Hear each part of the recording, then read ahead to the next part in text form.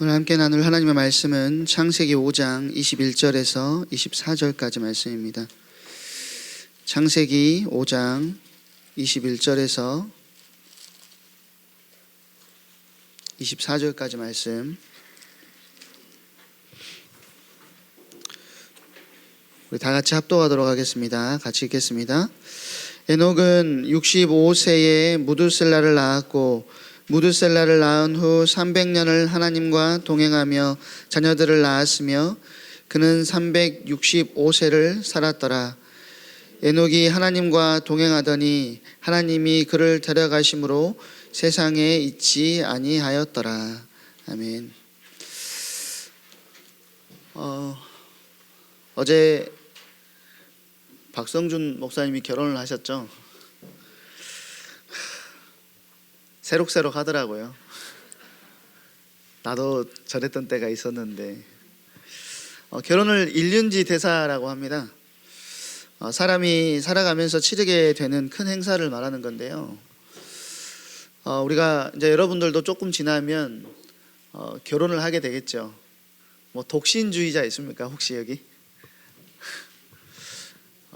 비성경적입니다. 독신주의는 비성경적이에요.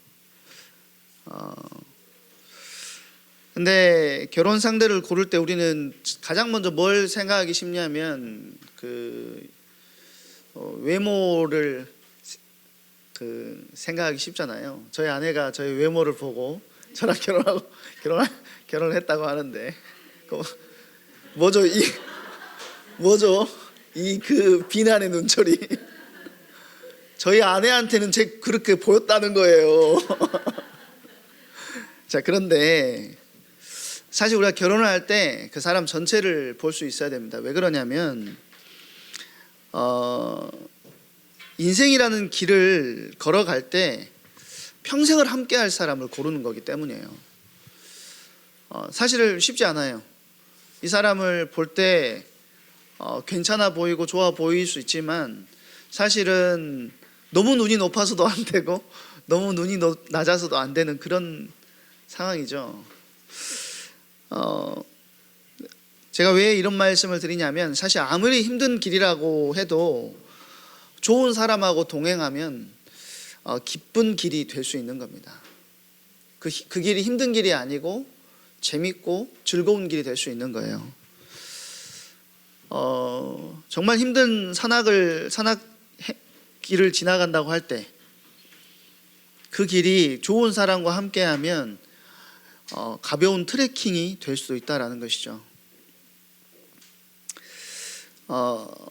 하나님께서도 우리 인생길 가운데 길을 내시기를 원하시는데, 이 길이 어떤 길인가에 우리가 관심 가질 때가 많아요. 근데 이 길이 어떤 길인가 관심 갖기 이전에 어떤 길이든지 하나님과 함께 가는 길이기 때문에 복된 길이 될 수 있다는 것입니다. 그래서 오늘은 함께라는, 동행이라는 주제를 가지고 여러분에게 말씀을 나누려고 하는데요. 사실 오늘 본문에 나오는 에녹은 특별한 일을 하는 게 없어요. 에녹은 그냥 몇 세를 살고 하나님과 함께 하다가 죽은 것밖에 성경은 나와 있지 않습니다. 에녹의 인생을 정리하면 한 가지밖에 없어요. 하나님과 동행한 사람이라는 것이죠. 성경에 기록될 정도로 에녹의 인생에서 가장 중요한 일이 뭐였냐면 하나님과 동행하는 일이었다는 것입니다. 이 말은 그냥 같이 있었다라는 수준으로 우리가 생각하면 안 되고, 하나님과 깊은 교제의 자리에 에녹이 들어갔다라는 것이죠. 오늘 본문에 보니까 무드셀라를 낳은 후 300년 동안 하나님과 동행했다고 성경은 표현하고 있습니다. 무드셀라를 낳은 후에 하나님의 사람으로 변화된 것이라고 볼 수 있죠. 그때부터 하나님과 매일 동행하며 깊은 교제를 나누며 살았어요. 하나님의 사람은 하나님을 만나서 변화된 순간부터 하나님과 동행하는 삶을 살아야 된다는 것입니다. 우리가 기도하고 말씀을 읽으며 묵상하는 것은 귀찮은데 우리가 억지로 해야 되는 의무가 아니라 말씀과 기도를 통해서 하나님과 동행할 수 있게 되기 때문에 그거는 우리에게, 하나님의 자녀에게 있어서 당연한 것이라는 거예요. 그러니까 하나님을 믿는 사람이라면 하나님과 교제하는 것이 너무 당연하다라는 것이죠.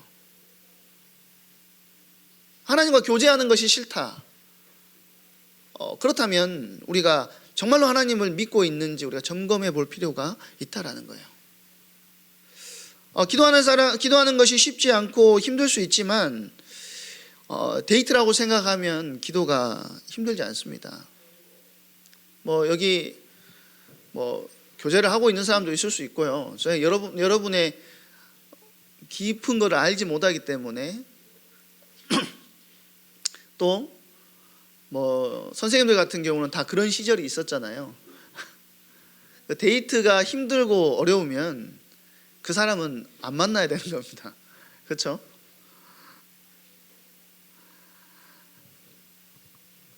무슨 말씀을 하실지 기대되고 흥분이 돼야 돼요. 예배의 자리에 나올 때마다 하나님께서 오늘 나에게 어떤 말씀을 주실까라고 하는 것에 대한 분명한 기대가 있어야 된다는 것이죠.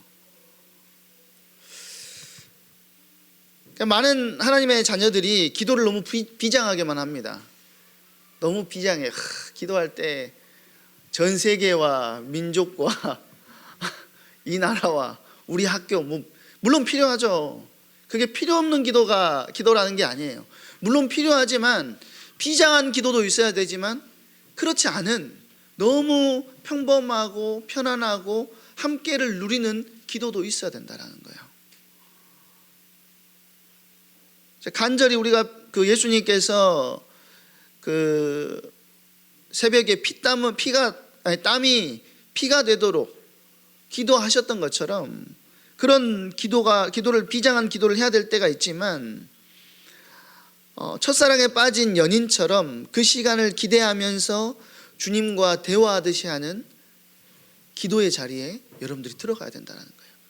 관계가 중요한 것입니다. 기도는 하나님과 동행하는 거예요. 그러니까 데이트할 시간을 정해놓고도 해야 하지만 하루 종일 틈만 나면 뭐 해야 돼요? 이 사람을 어떻게 만날까? 만나면 뭘 이야기를 할까? 고민하고 생각하는 것처럼 주님과의 만남도 그렇게 돼야 된다는 것이죠. 히브리서 11장 5절에서 6절에 보니까 이렇게 이야기합니다. 믿음으로 에녹은 죽음을 보지 않고 옮겨졌으니 하나님이 그를 옮기심으로 다시 보이지 아니하였느니라. 그는 옮겨지기 전에 하나님을 기쁘시게 하는 자라 하는 증거를 받았느니라. 믿음이 없이는 하나님을 기쁘시게 하지 못하나니 하나님께 나아가는 자는 반드시 그가 계신 것과 또한 그가 자기를 찾는 자들에게 상 주시는 이심을 믿어야 할지니라. 이렇게 이야기하죠. 그러니까 에녹이 하늘로 올림을 받기 전에 하나님을 기쁘시게 하는 자의 응답을 누렸다라는 거예요. 그러니까 하나님과 동행하면서 무엇으로 하나님을 기쁘시게 했을까요? 뭘로 하나님을 기쁘시게 했을까요? 오늘 본문에 보니까 제가 읽어드렸잖아요. 하나님을 기쁘시게 하는 건 뭐밖에 없다고요? 믿음밖에 없대요. 믿음이 없이는 하나님을 기쁘시게 할 수 없다라는 거죠. 믿음이 뭡니까 그럼? 믿음이 뭐예요? 믿음이 뭘까? 믿습니다. 이게 믿음이에요? 믿음은 하나님을 하나님으로 인정해 드리는 거예요. 하나님을 하나님으로 인정해 드리는 거, 그것이 하나님의 백성에게 있어서 가장 중요하다는 것이죠. 믿음은 하나님께 기대는 것이고, 지난주 말씀에서처럼 하나님께만 시선을 고정하는 거예요. 그리고 그 하나님께 시선을 고정하고 바라만 보는 것이 아니라 하나님을 의지하는 것, 그게 믿음입니다. 그러니까 믿음의 사람은 인생의 최우선순위가 뭐로 바뀌냐? 하나님으로 바뀌게 되어 있다는 것입니다. 반면에 믿음의 사람이 아니라는 표시는 그 반대죠. 하나님을 하나님으로 인정하지 않고 인생의 최우선순위가 하나님이 아니에요. 하나님과 예배하며 동행하는 것보다 더 다른 중요한 것이 있다라는 것입니다. 하나님보다 더 중요한 뭔가가 있다라는 거예요. 그 사람은 믿음의 사람이 아니라는 것이죠. 예수님을 믿고 구원받았을지는 몰라도 어떤 사람이에요? 육적인 크리스찬, 육의 메인 그리스도인이라는 겁니다.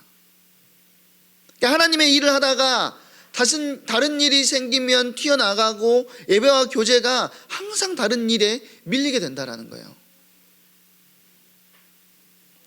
우리가 서로 사랑하는 연인들을 보면 둘 다 일하고 아무리 바빠도 어떻게든 시간을 내서 만납니다.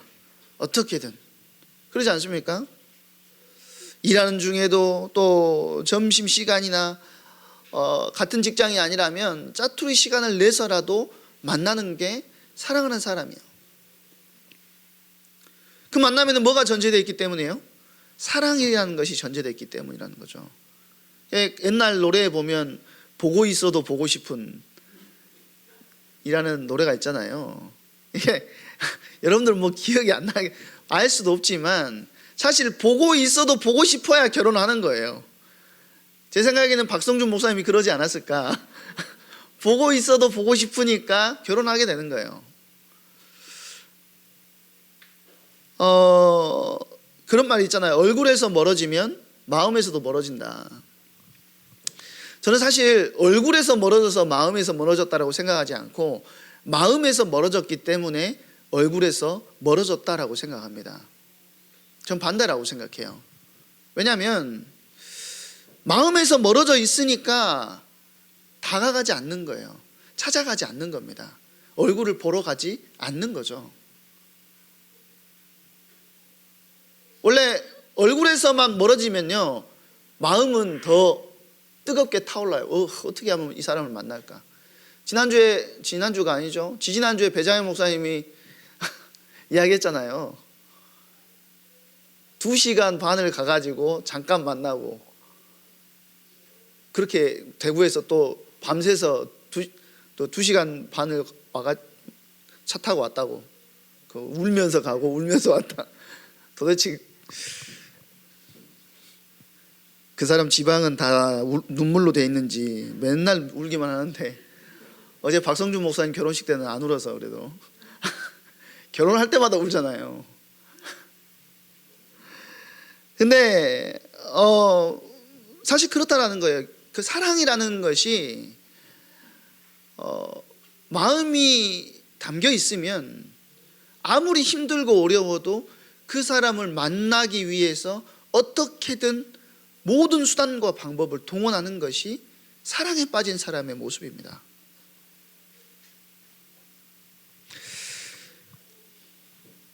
하나님이 왜 그토록 에녹을 기뻐하셨겠습니까? 하나님만 의지했기 때문이에요. 사람끼리도 얼굴 표정만 봐도 마음이 있는지 없는지 알 수 있어요. 여러분들 지금 제가 한 명씩 만나고 있는데 여러분들 만날 때마다 얼굴 표정만 봐도 이 사람, 이 친구가 나와의 만남에 굉장히 부담을 가지고 있구나. 이 친구가 진짜로 어쩔 수 없이 이 자리에 나와 있구나를 알 수 있어요. 여러분들은 나는 포커페이스다라고 생각하지만 모를 것 같지만 알아요. 다 한다니까요. 사람도 그러는데 하나님 모르시겠습니까? 우리의 중심을 꿰뚫어 보시는데,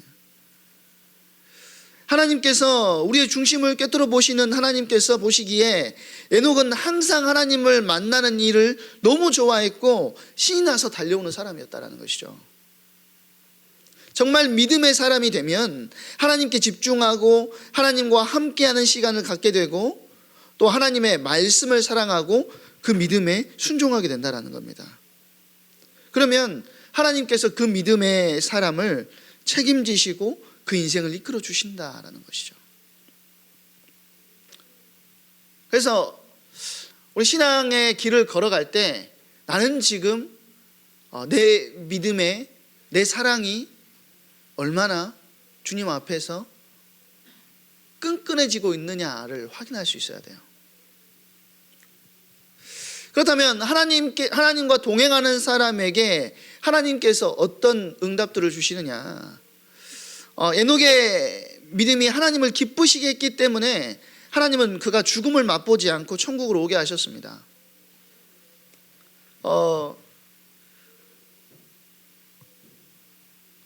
하나님과 동행하는 사람에게 주시는 가장 큰 복은 뭐냐면 죽음을 이기는 능력을 주시는 거예요. 죽음을 이기는 능력을 주세요.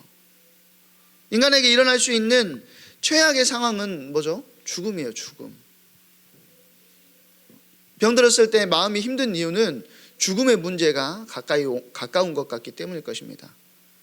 사단은 죽음의 문제를 통해서 우리에게 두려움을 일으키고 또 우리를 넘어뜨리려고 하고 하나님의 뜻에 따라서 살지 못하게 하죠. 예수님은 부활로 죽음을 이기시고 믿는 우리를 죽음의 공포에서 자유롭게 하셨습니다. 그래서 영생에 대해서 이야기하잖아요. 기독교에서 말하는 영생이 뭘까요? 영원히 죽지 않는 거죠. 영생. 근데 다 죽지 않습니까? 다 죽잖아요. 그럼 기독교에서 말하는 영생이 뭘까요? 한 번도 생각 안 해보셨어요? 저는 영생은 사실은 뭐냐면 다른 것이 아니라 영원한 생명의 근원과의 사귐의 회복입니다. 생명의 근원이 누구시죠? 하나님이에요.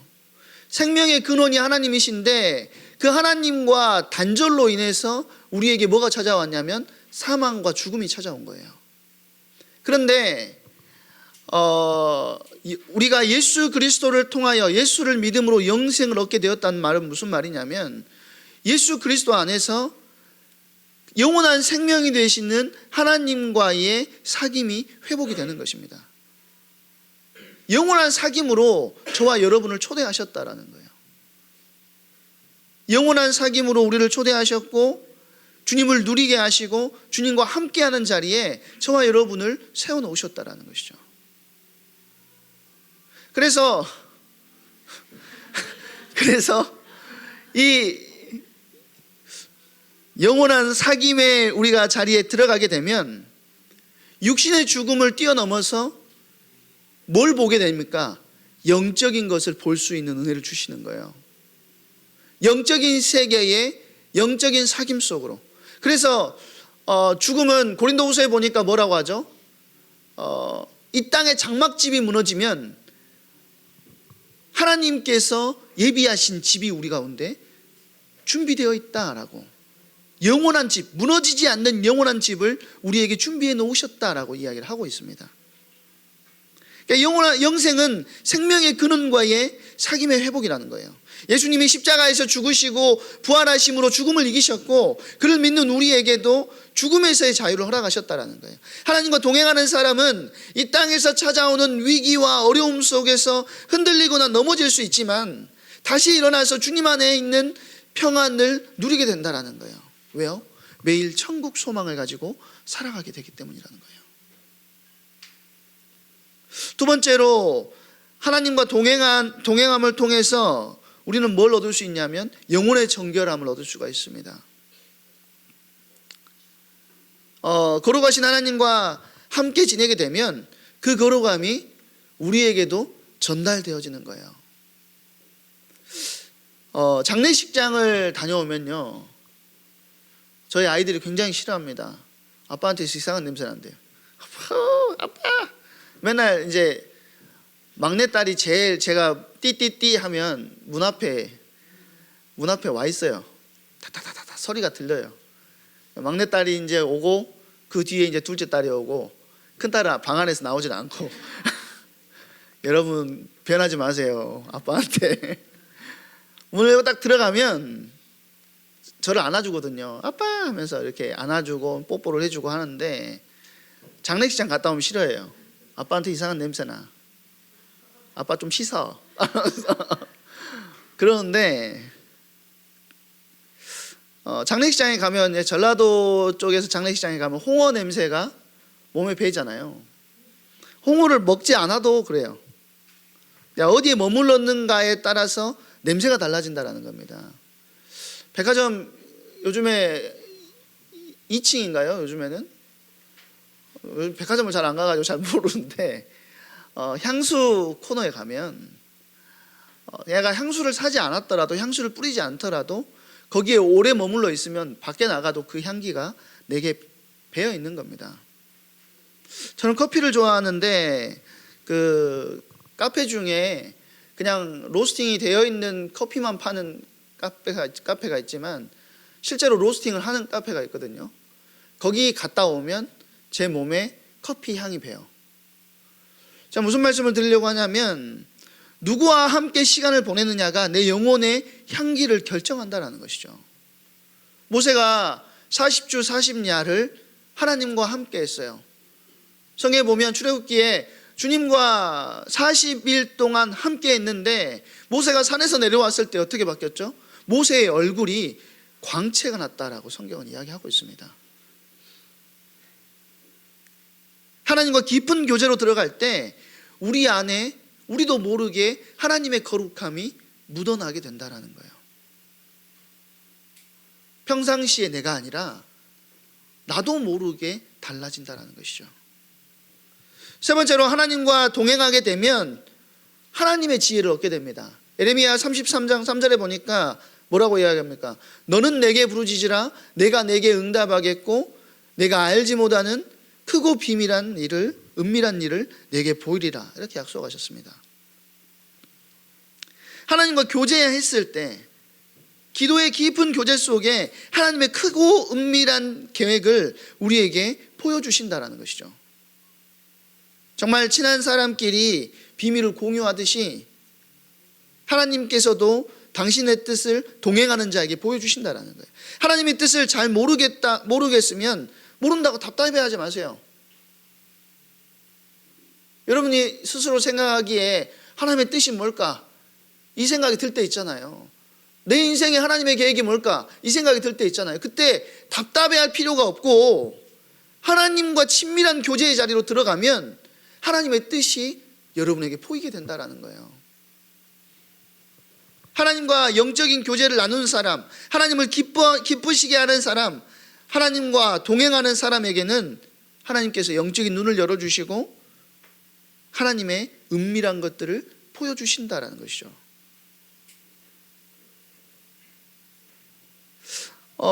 네 번째로 에녹에 대해서 증언한 성경 구절이 성경 히브리서에도 나와 있지만 또 어디에 나와 있냐면 여러분들이 잘 보지 않는, 한 번도 안 봤을 수도 있어요. 유다서, 혹시 성경 전체를 보지 않는 이상 잘 펴보지 않는 성경입니다. 유다서죠. 유다서에 보면 나와 있는데요, 그 에녹이 애언하는 장면이 나옵니다. 유다서는 1장밖에 없죠. 14절 15절에 나오는데요, 이는 뭇 사람을 심판하사 모든 경건하지 않는 자가 경건하지 않게 행한 모든 경건하지 않은 일과 또 경건하지 않은 죄인들이 주를 거슬러 한 모든 완악한 말로 말미암아 그들을 정죄하려 하심이라 하였느니라. 지금 에녹이 예언을 하는데 불경건한 사람, 죄인들의 특징이 뭐라고 하냐면 주님을 거슬러서 말한 거친 말이라고 이야기합니다. 하나님은 악한 세상과 마귀의 꼬임에 넘어가 하나님을 저버린 사람들을 반드시 심판하신다는 것이죠. 그리고 심판의 계획을 누구에게 알려주신다고요? 하나님과 동행하는 자들에게 알려주신다는 거예요. 창세기 18장에 보면 소돔과 고모라를 심판하실 때도 아브라함에게 그 소돔과 고모라 심판의 계획을 알려주십니다.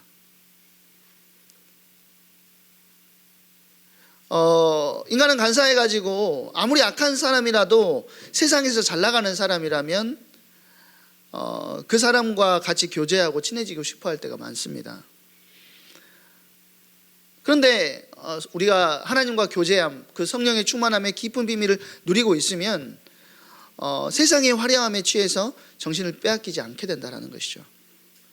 저희 고신대 다닐 때 친구들하고 했던 욕이 있습니다. 뭐 신학생들이 뭔 욕을 하냐. 일반적인 욕이 아니에요. 저희는 친구들이 마음에 안 드는 행동을 했을 때, 야, 이 독사의 자식들아, 이렇게, 야, 회칠한 무덤아, 이렇게 욕을 했거든요. 근데 지금 와서 생각하면 그게 굉장히 큰 욕이라는 걸 알게 됐어요. 성경에 나와 있으니까, 예수님도 야, 독사의 자식들아, 회칠한 무덤아 했으니까 우리도 한다 하면서 그렇게 했는데 그게 큰 욕이더라고요. 근데 회칠한 무덤이라고 하면 그 당시에 이스라엘은요, 무덤에다가 지금도 마찬가지예요, 하얗게 회를 칠해 놓습니다. 왜 칠을 해 놓냐면 가까이 오지 않게 만드는 거예요. 무덤을 자기도 모르게 밟거나 만지면 정결하지 못한 자가 돼서 그 사람은 분리를 해야 됩니다. 자가 격리죠. 7일 동안 격리해야 돼요.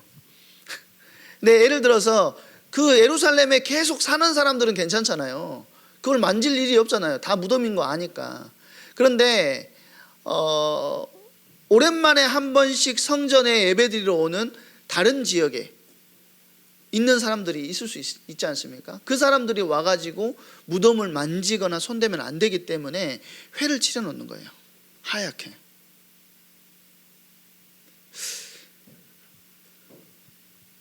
아무리 회칠한 무덤이 깔끔하고 예뻐 보인다 할지라도 그 안에는 시체가 썩어 있는 무덤에 불과하다는 거예요. 화려함을 보고 피하라고 이야기를 하는 것입니다. 근데 우리가 하나님의 말씀을 따라 하나님과 동행하고 있을 때 이런 것들을 피할 수 있는 은혜를 허락하신다는 것이죠. 마지막으로 하나님과 동행하면 시련과 고통이 올 때 도움을 주십니다. 우리 삶에도 우리를 괴롭히는 여러 가지 문제들이 있죠. 특별하게 여러분들은 학업의 문제겠죠. 학업의 문제가 될 수도 있고, 사업의 문제가 될 수도 있고, 직장의 문제, 가정의 문제, 관계의 문제, 진로의 문제, 여러 가지가 많습니다. 그런데 이 문제들을 하나님께서 다 아시고 해결해 주신다라는 거예요. 어떻게 사람에게 그런 역사가 일어납니까? 마태복음 6장 33절에 보면 너희는 먼저 그의 나라와 그의 의를 구하라. 그리하면 뭘 주신다고요? 이 모든 것을 너희에게 더하시리라고 약속하셨습니다. 여기서 중요한 단어는 뭐냐면 이 모든 것이 아니라 먼저예요. 먼저. 우리는 늘 어디에다가 모든 것을 주신대. 근데 그게 아니고 너희는 먼저 그의 나라와 그의 의를 구하라. 우선순위를 분명히 하면 하나님이 책임져 주신다라는 거예요. 하나님과 동행하면 믿음의 자녀들이 배출됩니다. 에녹은 300년간 하나님과 동행하면서 자녀들을 길렀죠. 에녹의 아들은 그 무두셀라는 온 세상이 죄악으로 타락했을 때 홀로 하나님 앞에 의인이었던 노아의 할아버지예요. 그러니까 노아의 믿음은 사실은 그냥 갑자기 뚝 튀어나온 것이 아니고 그 가문 대대로 하나님의 일들을 따라갔다라는 것입니다.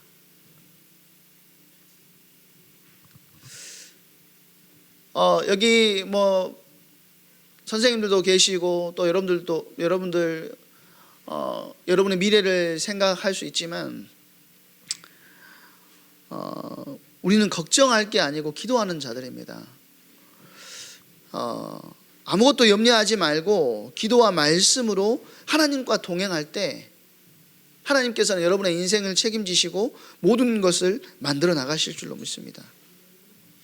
우리는 주님과 동행하는 믿음의 사람이 되어서 쓰임받는 인생이 되어야 되겠습니다.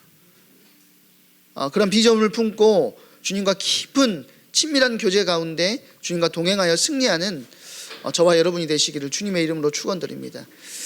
이 시간에 그래도 좀 비슷하게 끝나고 다행이네요.